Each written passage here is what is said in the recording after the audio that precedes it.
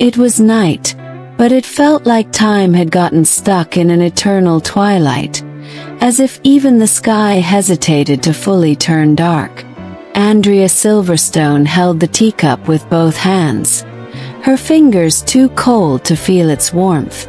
Outside the window, the world kept spinning, but inside her, something had stopped 3 years ago, on the exact day Joe disappeared.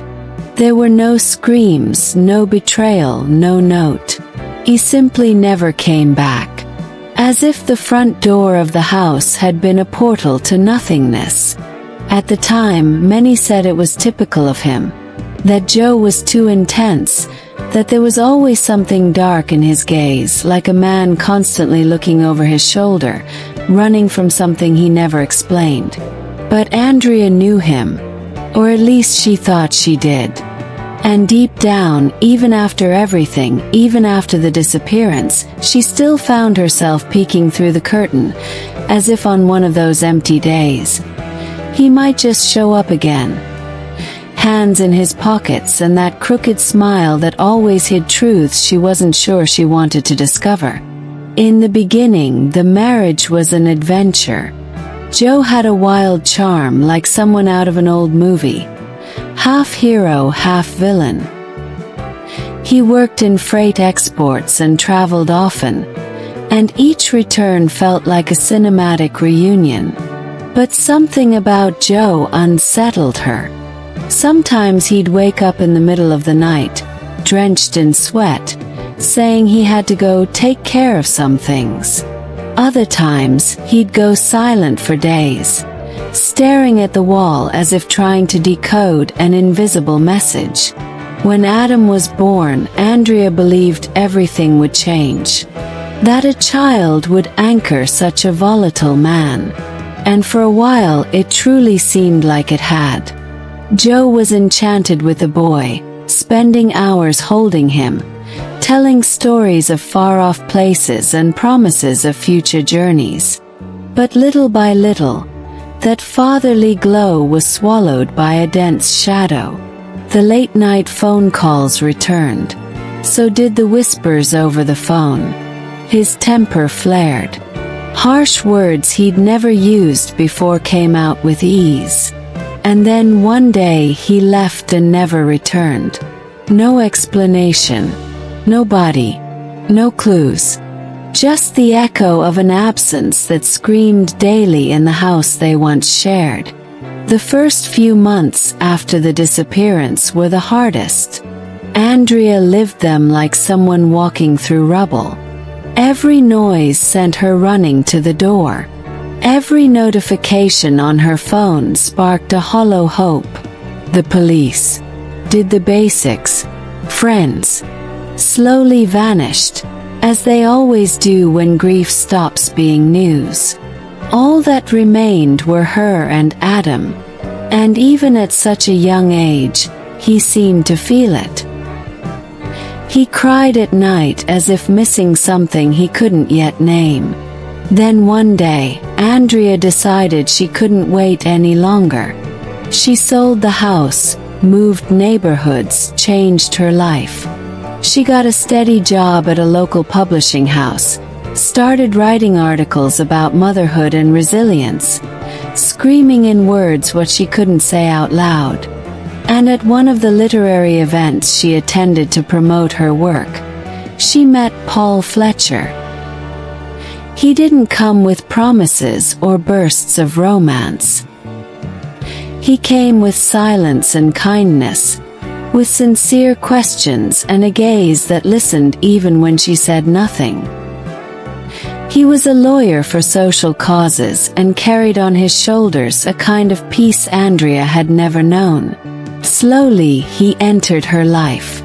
And when Adam called him Daddy for the first time, without anyone teaching him, Andrea felt her chest open, like someone learning how to breathe again.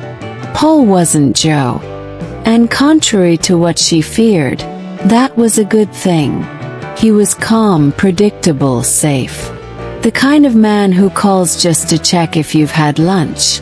Who notices when you're tired without needing to be told. He treated Adam like a treasure, playing with him with the devotion of a father, but also with the tenderness of someone who knows the value of a life he didn't create but chose to love. For a long time, Andrea felt guilty for being happy again, as if laughing beside Paul was a betrayal of the silence Joe had left behind. But the truth is, with Paul, she was building a new story. One without sudden disappearances, without secrets. Or so she thought. Paul made plans. Talked about marriage, kids, moving to a house with a backyard. And she started to dream again. Until that Saturday in March. Adam woke up hot. His eyes glassy. Fever rising like uncontrollable fire. Andrea scooped him up without thinking. Rushed to the nearest hospital, heart racing, praying to God it wasn't serious. She had no idea what was coming wasn't an illness, but the opening of a wound that had never truly healed. The hospital corridors smelled of antiseptic and urgency. As doctors examined Adam, Andrea paced nervously, waiting for news. Then, as she passed the door of room 203, something made her stop. It wasn't a voice. It wasn't a call. It was the inexplicable feeling that something was there. Something pulling her. She glanced sideways and saw a man lying in the bed, hooked up to machines. He was in a coma. But the face, that face. It was impossible. Her mind tried to reject it, to find logical explanations. But there was no denying it. It was Joe. Older, unshaven, but it was him. Same jawline. Same eye shape. The man she hadn't seen in 3 years was lying just meters away, asleep in a public hospital. Andrea's first instinct was to run, but her feet refused to move. She just stood there, paralyzed, heart pounding painfully. A million questions echoed in her head, but no answer was ready. What was Joe doing there? Since when? Why did he disappear? And more, why had he never looked for his own son? She wanted to enter, to ask, to scream. But Adam was waiting. She took a deep breath and returned to the reception. Information about the man in room 203. Hard to come by. He was a patient without visitors, in an induced coma after a serious car accident 2 weeks earlier. No documents, no history. A true ghost. Andrea went home carrying Adam and a bomb in her chest. In the following days, she returned to the hospital every day. Sat on the same bench, in front of room 203, pretending to just be passing through. She watched, waited, until on the 5th day, the unthinkable happened. He opened his eyes. Are you enjoying this story? Then let me ask you kindly. Subscribe to the channel, leave your like, and tell us in the comments what kind of story you'd like to see here. Your support makes all the difference in helping us continue sharing narratives that touch the heart. When Joe's eyes opened, there was no alarm. Just a subtle opening, as if waking from a deep dream, still unrecognizing the world. Andrea, seated on the usual bench, saw the movement reflected in the glass. Her heart froze. She stood up without thinking. And the very instant she entered the room, his eyes turned to hers. And for a moment, just one time went back to 3 years ago. Silence was absolute. The beeping of machines seemed like the only possible sound. Joe blinked slowly, tried to smile, spoke her name like someone finding light after wandering in darkness. Andrea! She felt her knees buckle. There was emotion in his voice. Or was it relief? Or manipulation? For a second, she wanted to believe he was truly back, just like she'd dreamed. But then reality tore it all apart. He disappeared. He left her. He missed his son's first birthday. And now, he was there, unconscious in a hospital, as if life had merely been put on pause. Joe seemed weakened, but his lucidity was unsettling. He recognized Andrea. He remembered Adam. He asked if the boy was okay. And the more he spoke, the more Andrea's mind grew muddled. She wanted to scream, to ask where he'd been, why he had abandoned her, why he made them live as orphans of a man who was still breathing. But her mouth couldn't form the words. He said he didn't remember the last few days. Only a road and then the impact. He spoke of threats, of dangerous men, of a life he had to protect. "You and Adam were my weak spot," he whispered. Andrea felt anger, love, pain, all mixed together like a storm bottled up for years, now threatening to explode. And it did. She left the room in tears, her chest burning. She didn't know if she believed him. She didn't know if she wanted to believe him. In the days that followed, Andrea lived between two worlds. She cared for Adam, who was already better, playing as if nothing had happened, and at the same time she visited Joe. With each conversation, he revealed pieces of a dark puzzle. He said he had been followed, that before he vanished, he received a direct threat: either disappear or his family would pay the price. That a shipment had been intercepted, something that should never have ended up in his hands. That very powerful people were involved. Andrea listened and doubted. Why didn't he ask for help? Why didn't he tell the truth? Joe said the only way to protect them was to disappear. "If I died, you could move on. But if I stayed, all of you would die with me." The story sounded absurd, but there was something in his eyes. A real pain, an invisible scar that even time hadn't erased. Paul, on the other hand, sensed the change. Andrea was more distant, uneasy. She tried to hide it, but he knew. A man like Paul, who listens to silences, notices when something shifts in a voice, in the way someone walks out the door. One day she told him everything. From the reunion to the story Joe had told. She expected an explosion, jealousy, judgment.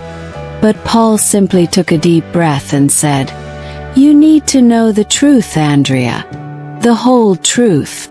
The next day, without telling her, Paul started his own investigation. He used contacts from his office, searched for information about Joe, the accident, the shipment history. Each clue he found led to new trails of doubt. And among the files, he found something unexpected. Joe had indeed been under investigation, but the case had been mysteriously closed.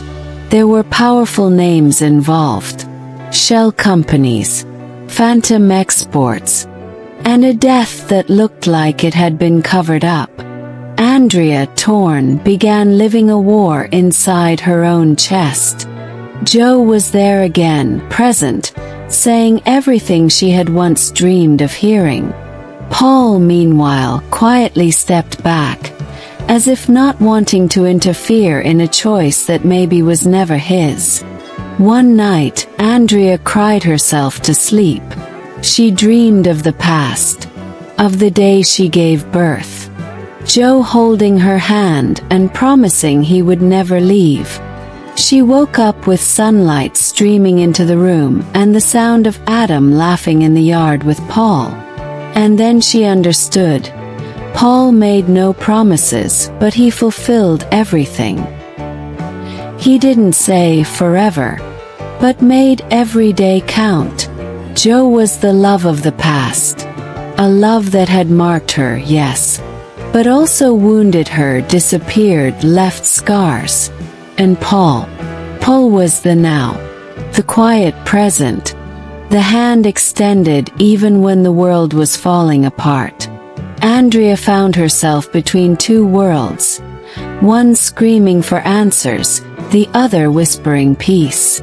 The reunion with Joe brought everything back.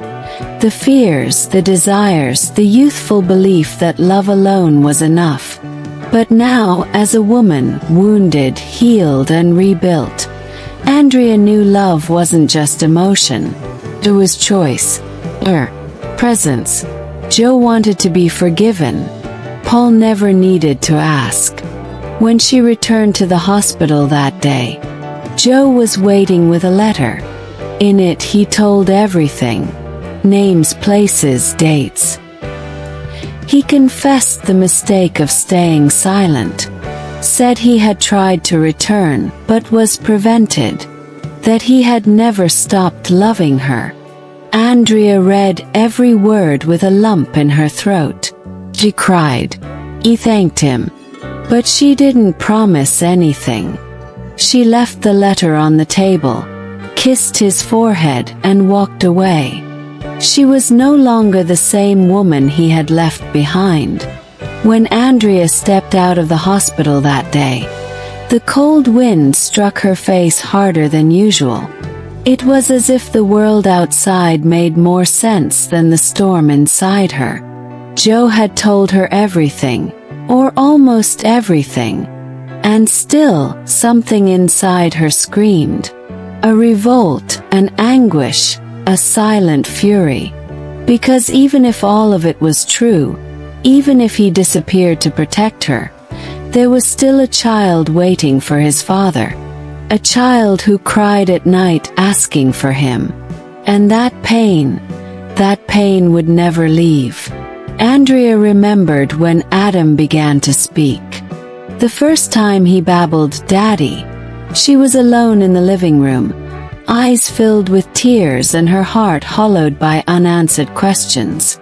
And now, that man wanted to return and occupy a space that had already been bled, rebuilt, and filled by another.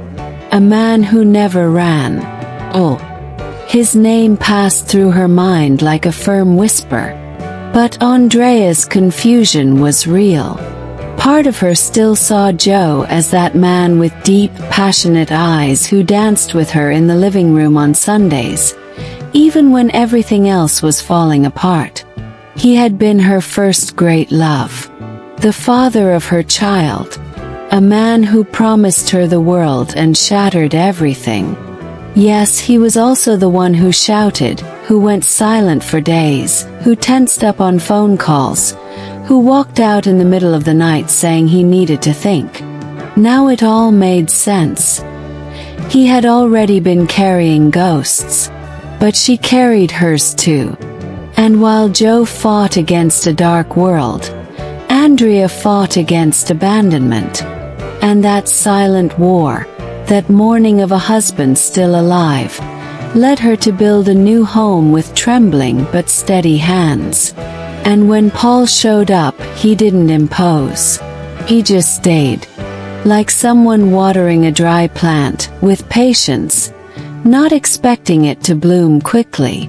And that was love too. As Andrea processed everything, the hospital became a field of memories.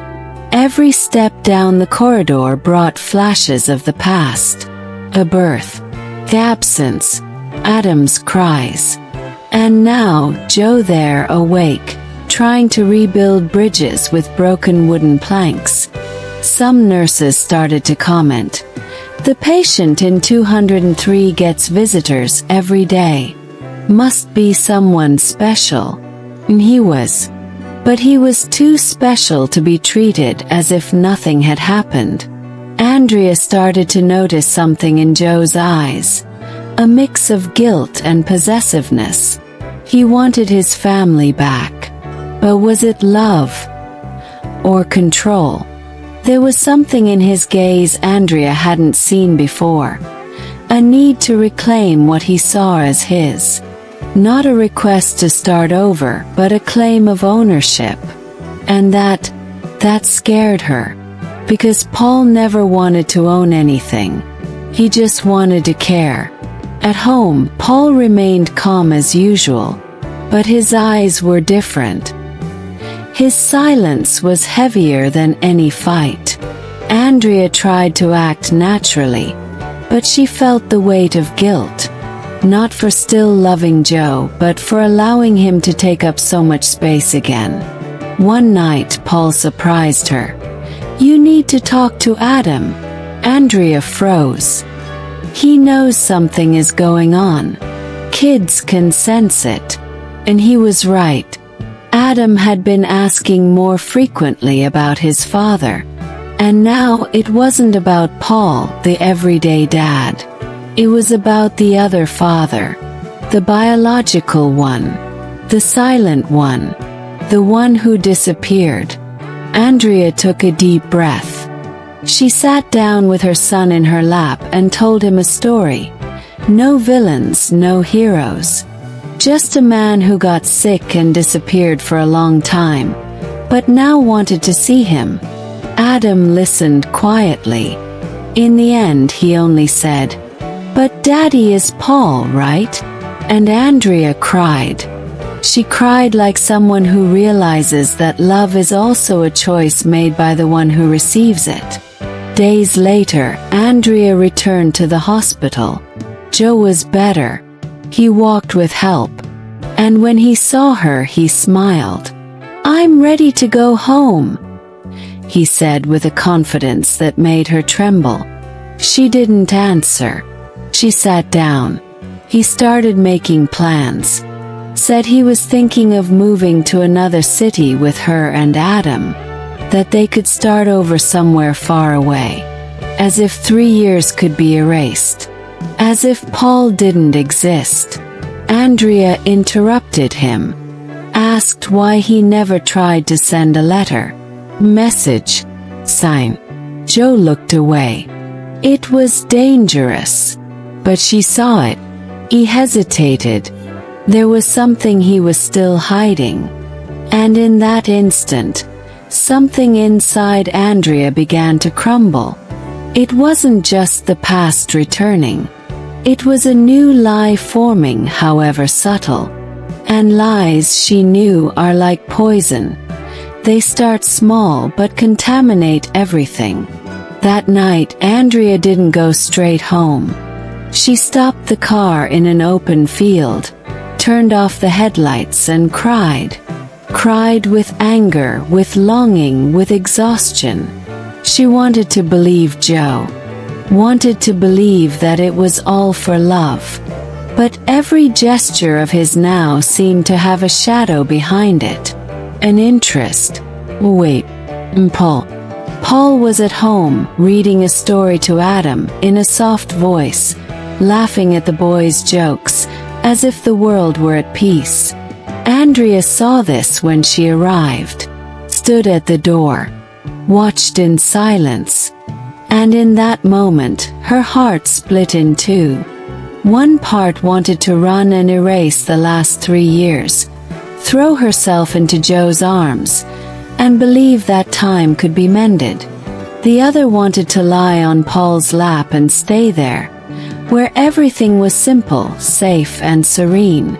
And in that space between two worlds, she realized there was no easy path. Any choice would bring losses. But not choosing, that was dying inside. And then, in Andrea's mind, it felt like there was a crowd, a soap opera audience divided. Some shouted for justice, that Andrea should reconcile with Joe, give him a second chance, let old love be stronger than pain.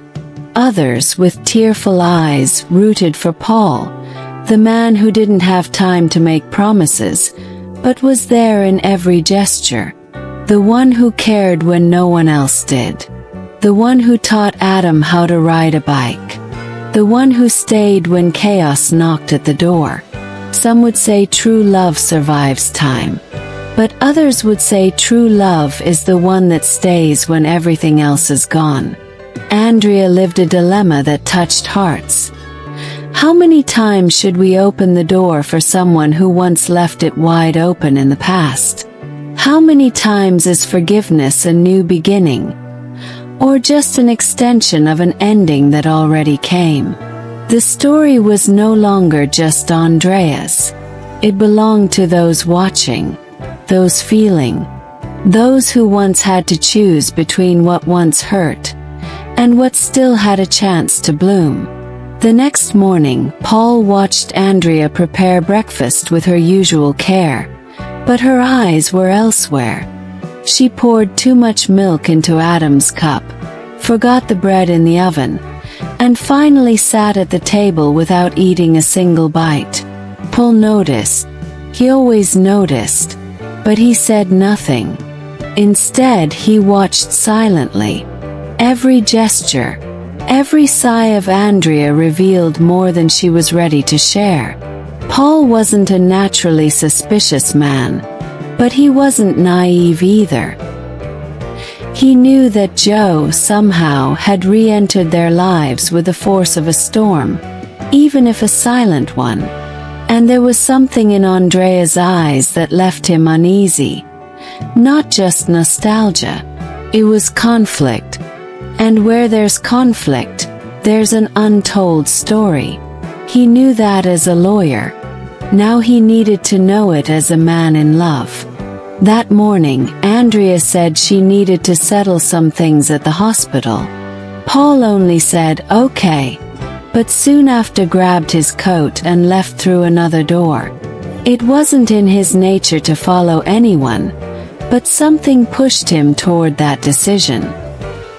He arrived at the hospital 20 minutes later and, from the car, saw Andrea enter the visitor section.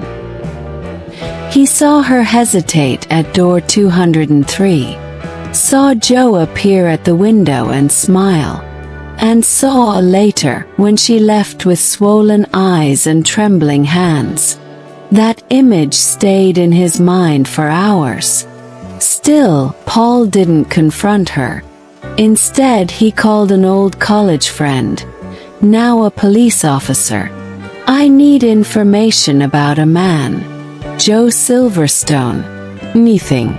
Any clue about what happened over the last 3 years?"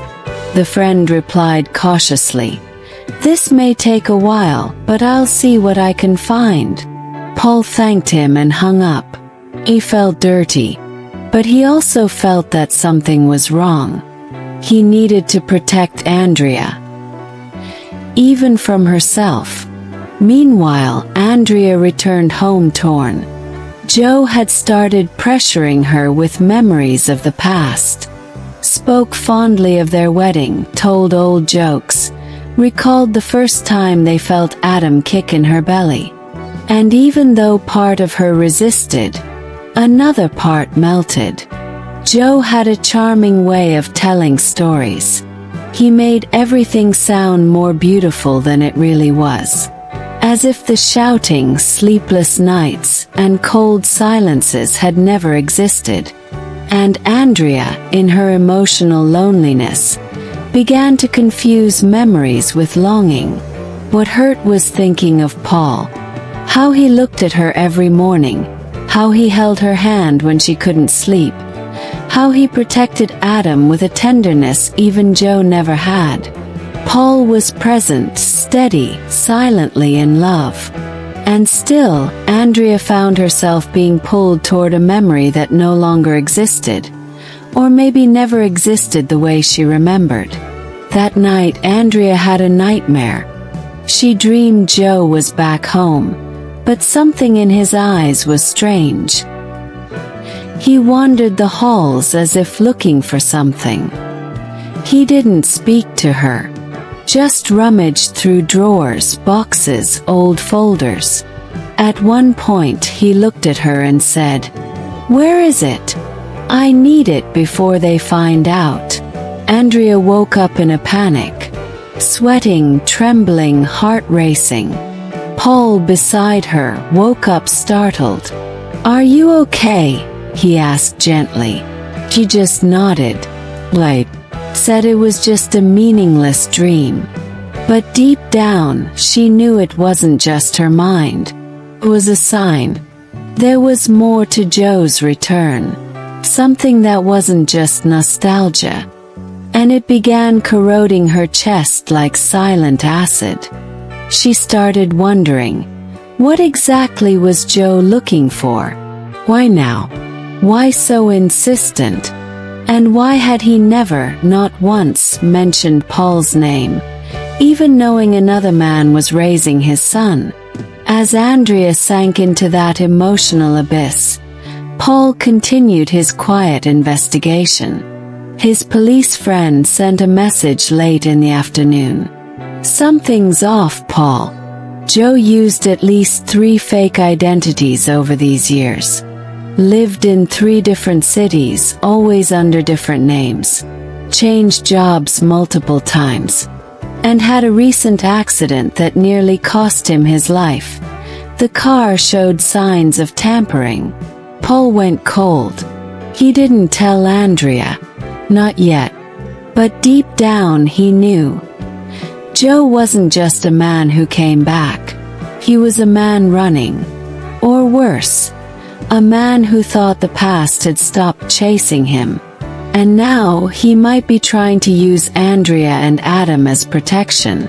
Paul knew he had to act carefully, because a single wrong word could drive Andrea away.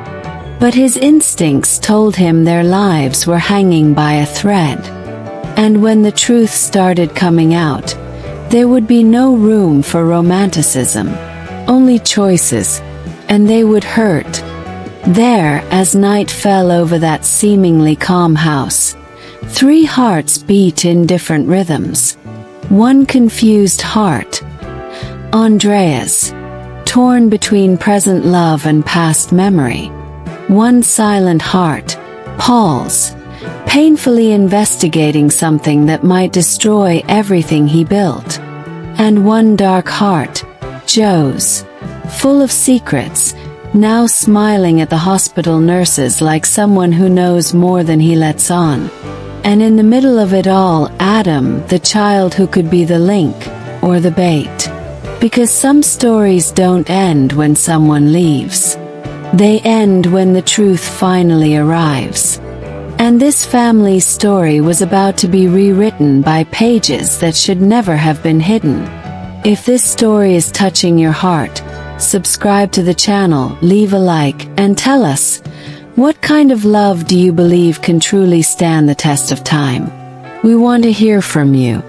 On that gray Friday, Andrea sat once again in room 203. Joe waited for her with the same look he had when they first met. Intense, confident, almost hypnotic. He spoke with a naturalness that hurt. He narrated the past 3 years as if he had been dragged by forces beyond his control, as if he had no choice. "They threatened me, Andrea. It wasn't just about me. It was about you. About our son. I ran so you two could live."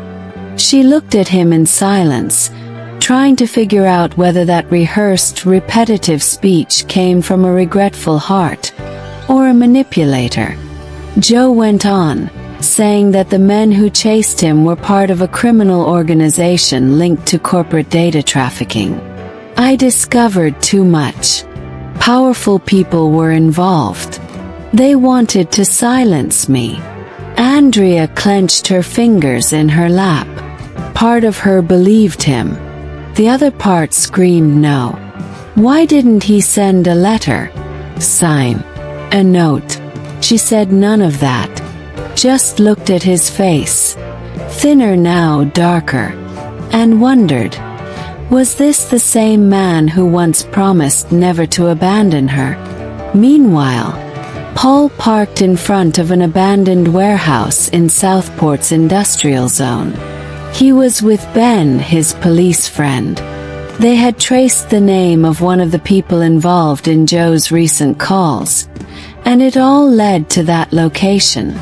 The place reeked of danger, but Paul wanted answers. They entered cautiously. No one was there. But what they found among the forgotten papers and folders was enough to make their blood run cold. Documents with Joe's name, forged contracts, lists of missing persons, and among them a photo of him, Joe Silverstone, with a red X scribbled over his face. Below it, a handwritten note: "If he shows up, terminate." Paul's legs buckled. Joe wasn't just running. Joe was being hunted. And now, he had brought Andrea and Adam into the center of that storm. That night, Andrea once again dreamed of the past. Of the first time she saw Joe cry. It was when they lost a baby before Adam. She remembered the tight embrace, his silence, the sleepless nights. Joe wasn't just fury. He was also fragility. He was also pain. She woke up crying, feeling guilt, feeling confusion.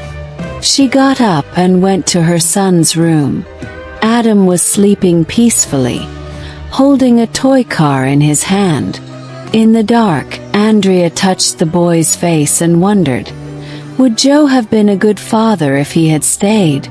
Or was Paul the gift life sent after the storm? She stood there for minutes in silence, until she heard the front door open. Paul came home later than usual. She went downstairs.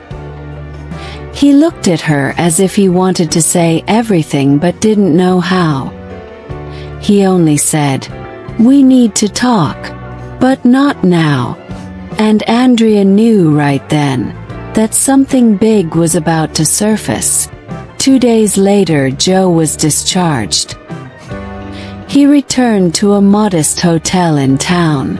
Andrea visited him in secret, as if she were betraying something. Or someone. And maybe she was. But it wasn't Paul. It was the version of herself she had rebuilt. Joe spoke to her about the possibility of a fresh start. Of running away again, but this time together. "We can leave, Andrea. You, me and Adam. Start over in another country. New identity. Safety. Freedom." Andrea listened without interrupting. But her chest burned. Run away. Abandon everything she had built. Leave Paul behind. Turn Adam into a boy who wouldn't know where he'd live tomorrow. Joe was desperate. She saw it in his eyes. But there was also something else. A shadow of control, emotional manipulation. As if he knew exactly where to press to make her falter. And Andrea, even wounded, could still recognize when someone wanted to possess her more than love her. Meanwhile, Paul received an unmarked envelope at his office. Inside were photos of Joe with suspicious men, dates of bank transactions in tax havens, and the most shocking, a copy of the dossier he and Ben had found in the warehouse. Someone was trying to help him. Someone inside that dirty network was ready to reveal everything. Paul felt the weight on his shoulders. He needed to act, but without alarming Andrea. He needed to protect her in the hardest way, with silence and strategy. And he began to build a plan. If Joe was being hunted, then any approach to the family was a risk. But if he, Paul, could find those responsible behind that organization, he might put an end to it all. Maybe save Joe. Maybe free Andrea. Or maybe lose them both in the process. Still, he decided to move forward. Because for Paul, love had never just been about staying by someone's side. It was about being a refuge. Even in silence. Andrea was in an emotional whirlwind. She felt like a traitor when looking at Paul with so much tenderness while hiding meetings with Joe. But she also felt wronged for not being able to tell everything. How could she say the father of her child had returned fleeing from death? How could she say part of her still bled with doubts? Adam, in turn, felt the tense atmosphere. With every exchange of glances between the adults, he became quieter. He began to fear the dark, had constant nightmares. One day he asked his mother, "Mommy, is the new daddy going to leave too?" That shattered Andrea into pieces.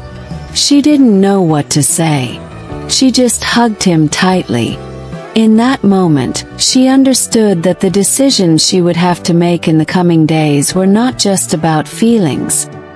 They involved her son's childhood. And there was no room for mistakes. Paul decided not to wait any longer. In a tense meeting with Andrea, he showed her everything he had discovered. She was speechless when she saw the documents, the photos, the records. Joe is not just a victim, Andrea. He got involved. Maybe he tried to get out. Maybe he really loved you and Adam all along. But now he's a ticking time bomb. And if you get too close, you'll go down with him. Andrea cried. For the truth. For the fear. For the guilt. But she didn't respond. Instead, she asked for time. Paul simply nodded.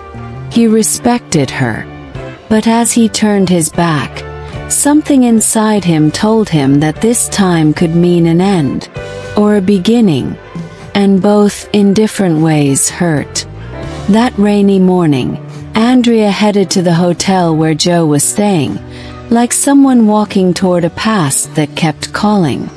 She no longer knew what to expect from him, but something in her heart told her there was still a missing piece, something Joe hadn't revealed. He welcomed her with unsettling calm, sunken eyes and an unshaven face. The room smelled of abandonment. "I need to show you something," he said as he opened a black suitcase. Inside were a bundle of documents, old papers, fake passports, photos, and a wooden box locked with a padlock. "This is the reason for everything. For my disappearance. For my return. And for the danger you're in now." Andrea sat down slowly. The box seemed to pulse, as if it were alive. Joe continued. "These documents belong to a network of corrupt politicians, businessmen, and officials I investigated when I worked in digital security consulting. Found out too much. Recorded too much. And now they want me dead." Andrea widened her eyes. Joe then showed the contents of the box. A flash drive, and with it, a letter. "If something happens to me, give this to Paul. He's the only one who can turn this into justice." Andrea said nothing. Joe was handing the responsibility to the man who now held his place. Meanwhile, Paul had just left a tense meeting with an investigative journalist. He had decided to act outside the courts. He wanted to expose the corruption network publicly, if necessary, to protect Andrea and Adam. The information he received in the anonymous envelope, combined with the data from the dossier, formed an almost complete puzzle.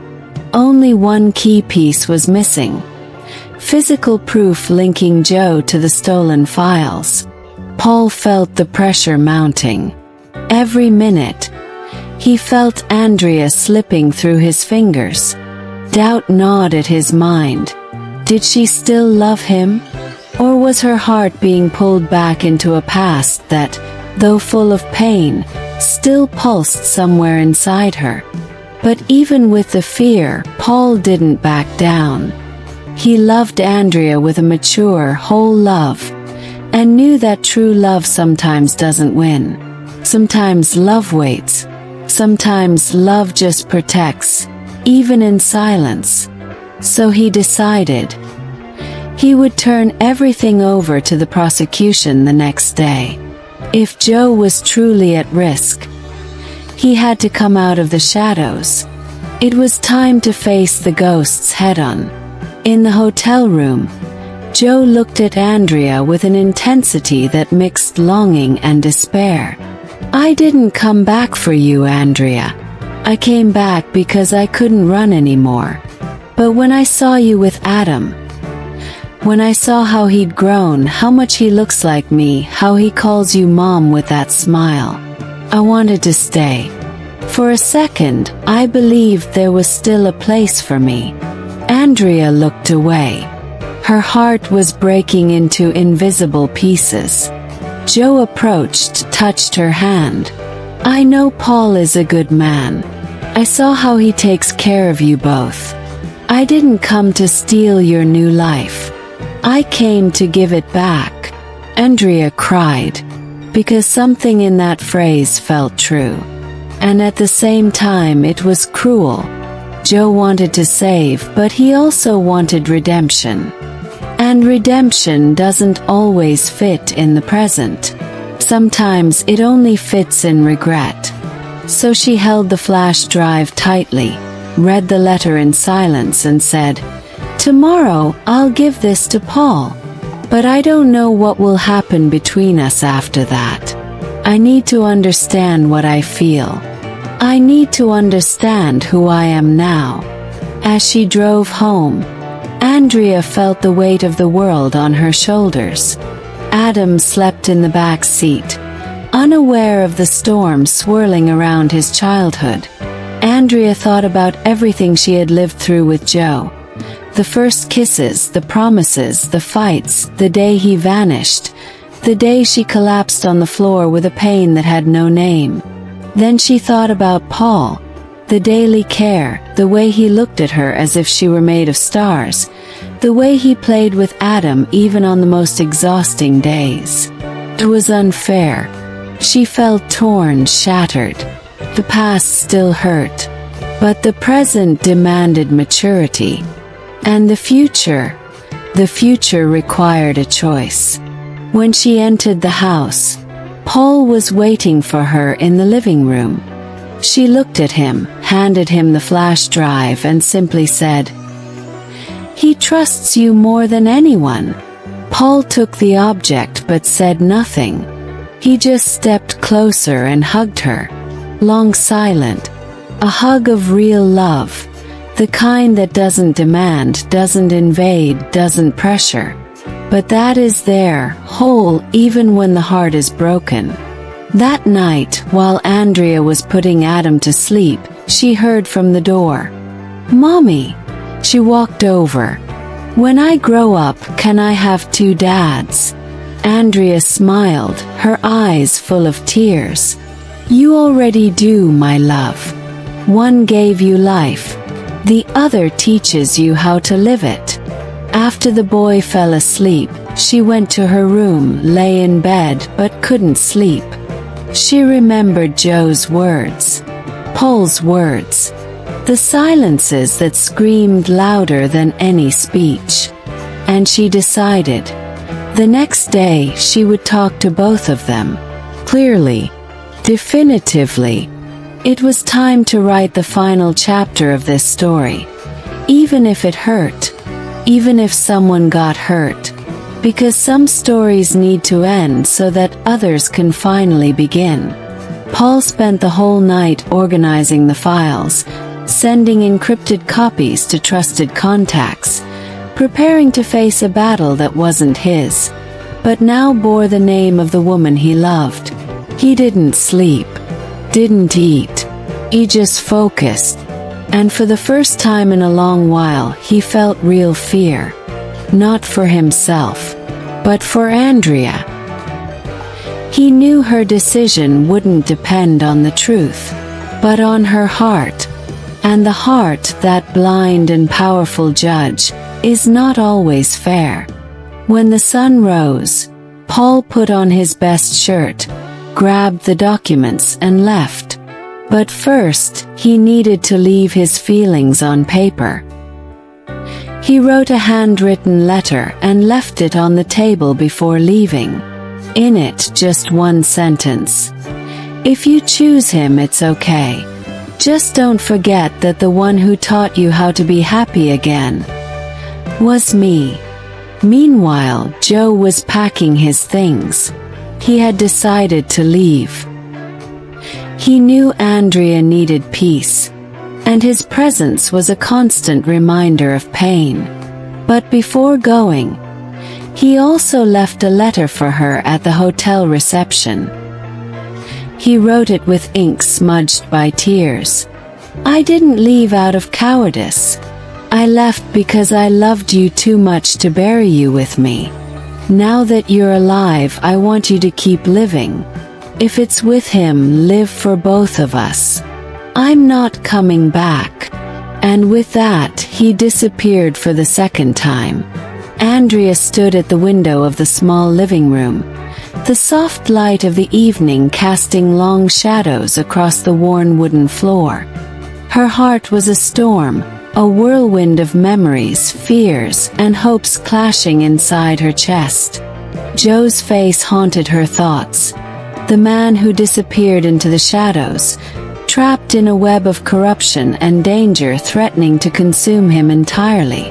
She knew the truth now. Joe was not just a lost husband. He was a man fighting for his life against forces too powerful to face alone. And in the midst of that storm was Paul, steady, constant, the light that brought warmth back to her shattered world.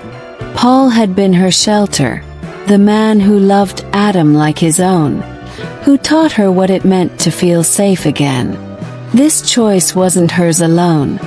Paul had chosen her with strength and tenderness, showing her the meaning of home, belonging, and love reborn.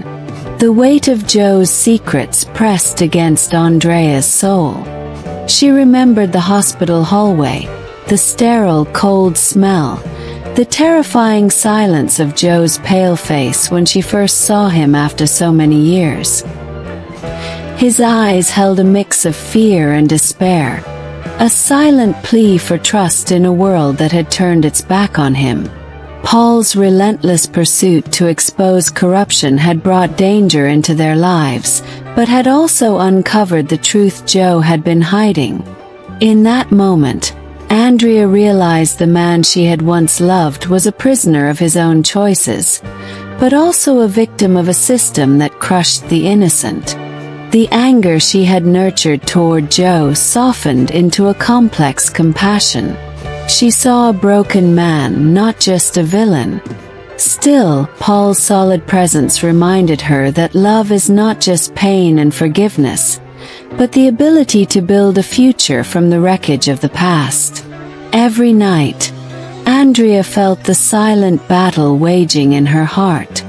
Would she choose the man who had vanished without explanation, dragging their lives into chaos, or the one who had stayed, fighting for justice and holding her son with unwavering devotion? The answer was clear in the way Paul held Adam with tenderness, in the gentle touch that erased the fear from the boy's eyes. Paul was the calm after the storm, the promise of better days. She had learned to trust again, to open her heart without hesitation. Joe's return was a shadow of an almost forgotten past, a painful reminder of uncertainties. But Paul was her present, her reality, the love that didn't ask for forgiveness and brought her peace. Andrea's choice was an act of courage, choosing a love that heals instead of wounds, embracing the future even when the past threatened to consume everything. Paul's fight against corruption was not just a battle for justice. It was a fight for their lives. He had uncovered dangerous truths that placed everyone he loved in the crosshairs of powerful enemies. Andrea watched him, determination burning in his eyes, the silent strength that held them together. She knew that choosing Paul meant facing an uncertain path, full of risks and sacrifices. But with him she was not alone. Together they were a shield against the darkness, a fortress built on trust and shared dreams. Joe's shadow loomed large, but it no longer defined her story. Andrea was a woman reborn from pain, standing tall and fierce, ready to protect the family she had rebuilt with a man who truly loved her. The night Joe disappeared was not the end. It was the beginning of a journey full of secrets, danger, and unexpected love. Andrea now understood that Joe's silence had been a shield to protect them from a world that wanted to destroy everything. But love has its way of healing wounds, of filling in the chasms carved by betrayal and fear. Paul's love had been the balm for her wounded soul, the steady hand that guided her through the storm.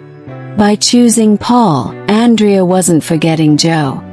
She was choosing life, hope, and a future where love was not a battlefield, but a refuge. That was the story she wanted to live, one of courage, forgiveness, and the unbreakable bond of family. When dawn broke on the horizon, Andrea felt a quiet strength rise within her. She was no longer a woman torn between past and present, but a warrior who had fought for her own heart and won. The choice she had made wasn't surrender, but a declaration that love in its purest form is safety, trust, and the freedom to be vulnerable without fear. Paul had shown her what it meant to be truly loved, to be valued, to have a home where her heart could rest. Joe's story belonged to the past, a chapter full of pain and mystery, but Paul was her forever. Andrea whispered to the morning light, "I was chosen, am loved, I am free." And with that, she stepped into a new day, ready to write the beautiful next pages of her life.